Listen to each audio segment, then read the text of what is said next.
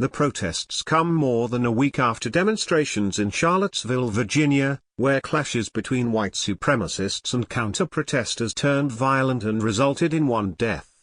Trump drew widespread condemnation for his response to the Virginia clashes, in which he blamed both sides for the violence. A police helicopter circled overhead crowds of protesters, telling them to leave the area. Other officers on the ground urged remaining protesters to disperse or be arrested for unlawful assembly. People in the crowd began fighting and throwing rocks and bottles at police. Sergeant Jonathan Howard, of the Phoenix Police Department, said in a statement to CNN.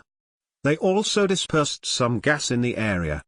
Police have responded with pepper balls and pepper spray in an attempt to disperse the crowd and stop the assaults.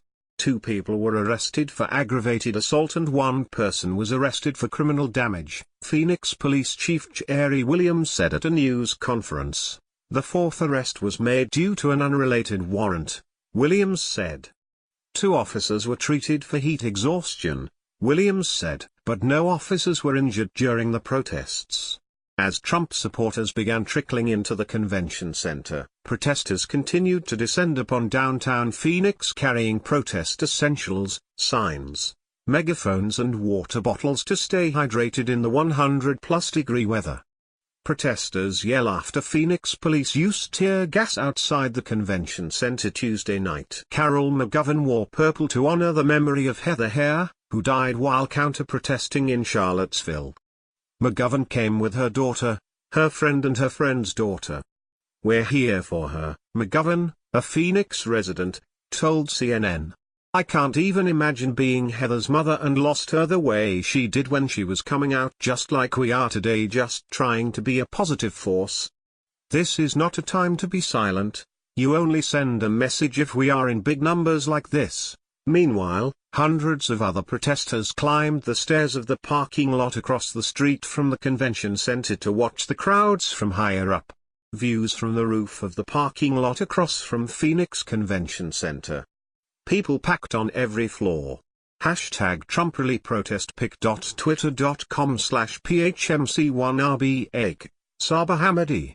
At Sabu_H, August 23, 2017. Joseph Dick, a 34-year-old Phoenix resident, was among those on the roof of the parking lot. I definitely expected it was going to be big. Dick, who also participated in the Women's March in Phoenix, said of the anti-Trump protesters. Usually in Phoenix there's not a lot of movement toward activism, but recently it's trending. I think people are really trying to turn the state blue. It's important to show up and represent. While the streets around the convention center were packed as early as 3 p.m., much of the protesting remained peaceful. Early on, there were some tense back and forth moments between protest groups and Trump supporters. However, a handful of cops acted as a physical barrier. On the convention center side of Monroe Street, Trump rally attendees were ushered into the venue in lines.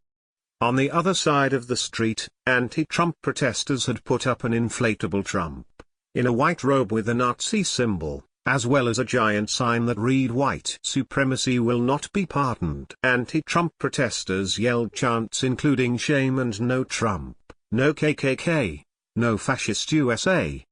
Trump saying people on both sides are to blame was the last straw. Eva Spivey, 25, of Avondale, Arizona, told CNN. Racism is a one-sided thing. Anna Ruiz, a teacher in the Phoenix Union High School district, said she marched for her undocumented students who were too afraid. It makes me sad to have to be out here, she told CNN, while tearing up. Everybody who lives in this country has rights. I'm here because I'm also gay, she added. I'm here because I'm a woman. I'm here because I'm a Democrat.